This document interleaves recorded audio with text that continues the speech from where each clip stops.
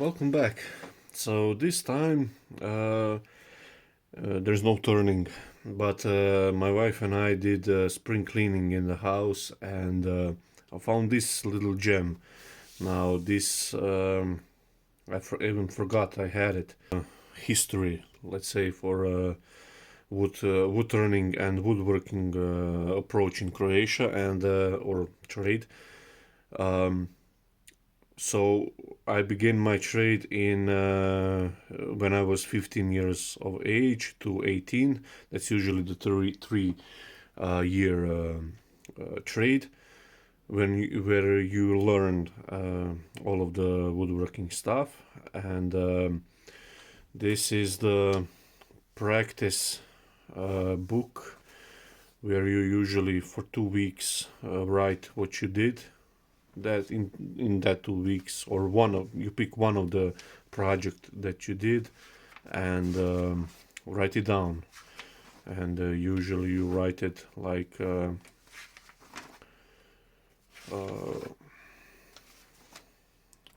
this door stuff, what am I doing, how I'm doing, and why I'm doing it. The trade in Croatia is maybe a little bit different than at the rest of the world, at least, and that we have 1 week in the school, so where you learn all the basic stuff, and Croatian language, English language, I don't know, physical activity, and some of the more woodworking related subjects. And then we have 1 week after that. We have a week in a shop. You can either pick, is it outside the school shop or in the school shop. So first I started the first year mostly in outside shop, so commercial shop and private shop, let's say like that. So, and for the of the next 2 years I was in the school shop, where actually I continue after my learning trade. I was given a job there and continue working there for almost 7 years, I believe. So I actually pass on the knowledge sooner than I anticipated. This is where I first met. This was actually my second week, and this is the first time I met one of the five masters that I learned from, older masters. I was lucky in that way, I guess. I remember this project like it was yesterday. So it was a garden gate, or entrance gate, it's better term. So we had to draw a lot of these drawings, and it should be like, especially if they're like this specific type, there should be like some of the basic measurements and stuff like that, cross section, and so this actually know the location where it is, and now it's changed. They changed this door, and but this was the road, the main road, and the stairs would come down, and there was a landing here, and then another stairs down there, and we built a gate here, which was out of a plywood core, and they would put and we would put teak on both sides, and it was roughly 35 mil thick, and that was my first encounter with teak, and basically any contact with the wood. So it's really like you don't forget your first time. So later that we went to school for a couple of weeks to learn some of the stuff that maybe at the private shop you don't get time to, because of the busy schedule. You don't get the time to learn some of this other stuff, like storing lumber, make practice with hand tools, joinery and stuff like that, which, by the way, almost Uh, when we were in the school shop, we learned a lot with the hand tools, so joinery especially. So mortise and tenon, through mortise and tenon. Uh, I'm not sure what it's called on in English. I'll put the name on top. So we had to do this all by hand before we could go on a table saw or a shaper or whatever other tools we would use. Drill press, but it's we usually most used one. It's horizontal drill press. So all this brings back the memories. So the Christmas tree stand. So we did a half lap. This was all done with the hand tools, pictures frames. But the picture frames was not just bare miter 45 degrees. We would put which interlocks, and the face is at the 45 degrees, and the back is the 90 degrees. So quite challenging, but nice rewarding. This is my rudimentary drawing of our table sign in the school that we had at that time, which was only used for rough mill the lumber, the slabs. So it had a wedge here, a metal wedge, which you butt up against you wedge the slab into that wedge, and you hold the slab at the other end, and you could pivot it and do all sort of thing that you need to do to remove all that, to cut it, And the fun thing is that this was 2007, and back then was not, at least here in Croatia, and to my knowledge at least, we would remove all of the defects like sapwood. Sapwood is a defect, no matter what they say now. It does look great, and I use it now as well. I'm fond of it for the contrast, but usually sapwood is, especially on oak, can be quite spongy or attacked by worms and bugs, and obviously the pit is always removed. So that's how I learned it. Now, bear in mind, I have to say that this is not a beginner series of the woodturning. So this is just what I found, this little gem, and I want to share it with you. Maybe you find it quite interesting to see how these days kids with 15 years of age probably doesn't know what to do with themselves, and 17 years ago I had to make all this fun stuff, and I really enjoyed it. And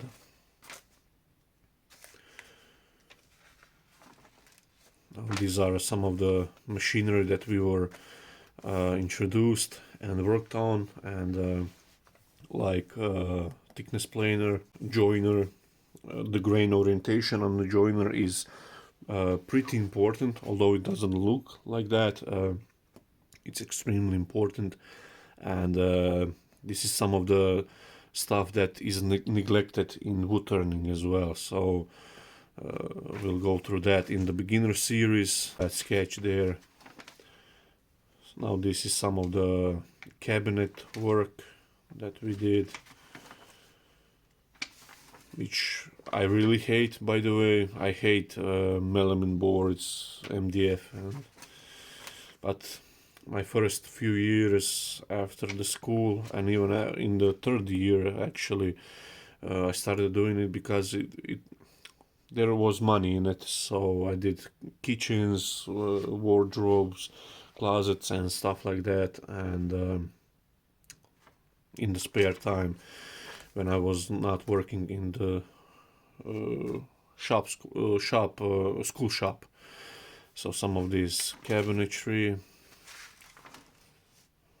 This was also, I remember it, it was oak veneer. This was a bar that separated the kitchen from the living room, and we have to core it with 38 mil 2 times MDF, 18 mil MDF, then 4 mil MDF, and then we put veneer all the way around it to get this thickness that we need for this bar. Now this is in the attic apartment was done, so we had to put the bevel on the wardrobes. This is some of the entertainment centers.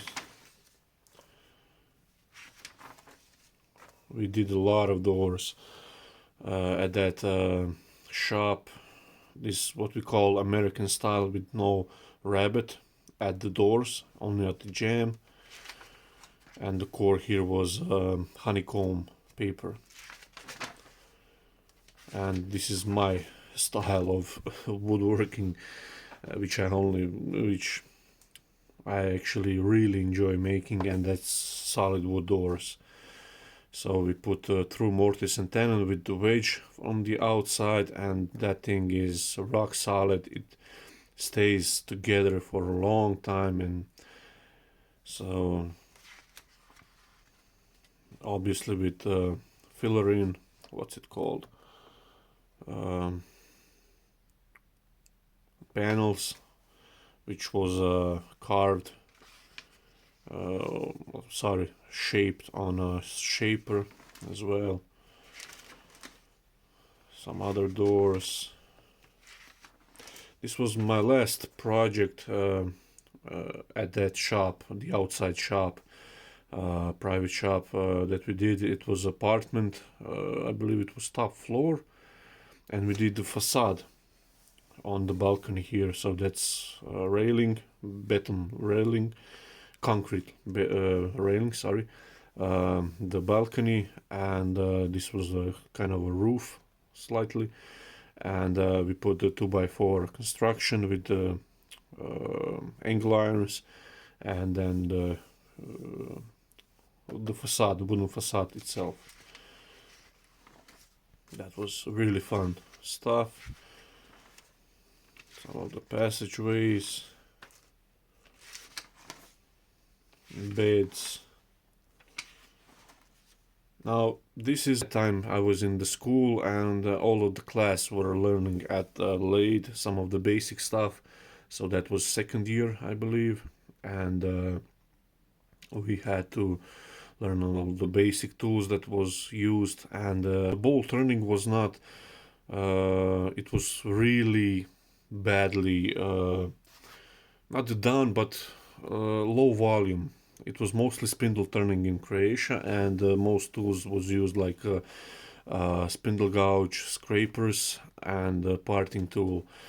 And oh yeah, this is my rudimentary drawing of how we sharpen the drill bits, and this is the spindle gouge that we used back then as well. This is continental spindle gouge, but I use it for roughing out spindles as well. And they actually did or transferred that from Germans, which, if there's a video on YouTube, I believe it was in the 30s or 40s in the last century, when a guy old master makes a bowl, and he uses mostly spindle gouge, this continental style, and that's what we used. Before the woodturning shut down by trade, as a trade, roughly 20 plus something years ago, it was separate from the woodworking. They had some of the similar stuff, obviously, but it was separate, and you can get trade only in woodturning. And after it was shut down, it was joined like this into woodworking, one of the branches at least. And he was one of the last teachers there, and he sort of took me under his wing and showed me the basics. And after when I started working at that school shop, after my trade was done, I was basically turning once a week some of the legs or parts that we needed for the class, or for the furniture that we built there with kids. So it was fun. but only 4 years ago when I bought my own lathe, when I saw Richard Raffin video. And by the way, more of that in my introduction video a few months back. You can find more details on that. But 4 years ago, when I bought my own lathe, that when I just started to grow and grow even bigger and bigger in a woodturning sense. So this is one of the first lathe that we worked on, that we had there. It was old Bratstvo I Jedinstvo. I'll try to find the picture of it and put it somewhere here so we can see it. And it was old lathe, but it didn't have any electronics except the motor, and you change the speed by pulleys, not even the reeves. Rudimentary stuff. And that was two masters, which I mentioned now, and the three others were mostly before they retired, but had the opportunity and lucky enough to get under their wing as well, and they showed me a lot of trade stuff that basically is forgotten maybe today, especially in Croatia. This is another fun fact. So at the mid half of the second year, we had to make it was like a exam in some sort of a sense. We had to make a corner of a table or a stool. So it was a true mortise with one stubby tenon and a mortise at the top of the leg. So that was fun stuff. If you did that correctly and everything, that corner was nice and clean, then you can pass to third grade. So that was one of the conditions. So this is how you would how we would put together the lock mechanism into the wood, into the door. So one of the beds, the solid wood beds, some of the defects in the wood and how we would fix it. This was all done by hand. This is the drill press horizontal one that I've told you. So this is the motor, the spindle, and the drill bit, and you have like a clamp mechanism here, and this is cross section or detail of this is a jig which you drill the holes for the hinges. This is the doors, and this is the door jamb, and this is the table joint. It's mortise and tenon with that stubby one at the top, which does give some of the rigidity, especially at the top here. And only this is larger scale. More beds. This had panels in it. More doors, and this is the panel section here with OG and then curved upward and then small rabbet. That was really fun to do.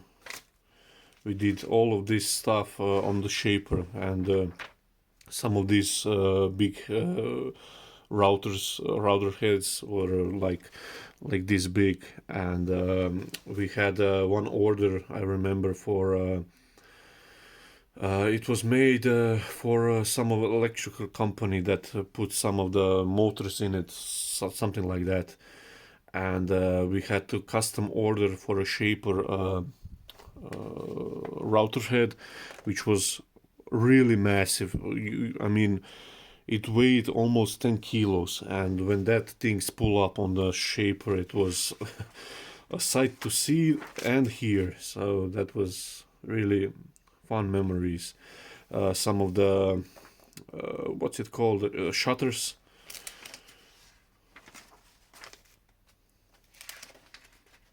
Now this, whoops, this is something out of order.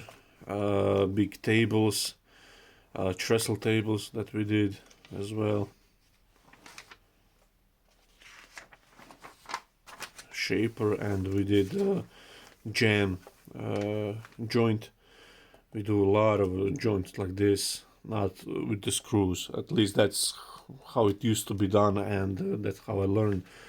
And it's easy always to and fast to put a screw in and that be done, but do it like this, and when you glue this, I mean, that's rock solid, and that's actually a structure of the house becomes. So that's it's offset because there was a rabbit here, so you have to offset it. This is another joint for a jam, and this was now double mortise and tenon, and another bed was done. This was done with 45 degrees, and it was reinforced inside with loose mortise and tenon joint. Bench with the trestle type legs, and the wedge comes here and locks everything tight, and when you want to take it apart and store it, let's say, you just knock the wedge from the underneath out, up, and you can disassemble everything, and it's nice and stored flat. Now this is one of my favorite things. Now this is the graduation was actually, and this was the joint that we did, if I remember correctly now, in my graduation year. I was sent to competition in Croatia, and I was actually second place, where we did the joint similar to this, but it was more of a, when you finish it, it looks like this. So it's a like sort of a half lap, but you take the quarters out. But this is one of the three possibilities that was elected on that competition, and the other that was selected for us, and but we had to train this one as well. It's called German corner, and a lot of wooden houses are built like this in Croatia, and at this area of Europe, I guess, and it's similar to dovetail. So you have a dovetail shape at here at the face, but here is narrower, and at this face behind it, it's larger, and there is a bevel also as well. So when you put it together, the weight of it actually locks it in. So it's really fun stuff, and not many people actually know today how to make this, and I will have to remember myself how to make one, but we actually did a lot of dovetails by hand. So traditionally in on the houses they were used mostly oak or a chestnut, whichever was more available. And that's it. Yeah. So thank you for bear with me. Now this is, like I said, it's not introduction to beginner series of woodturning. This is just something that I thought that you might find interesting to see. So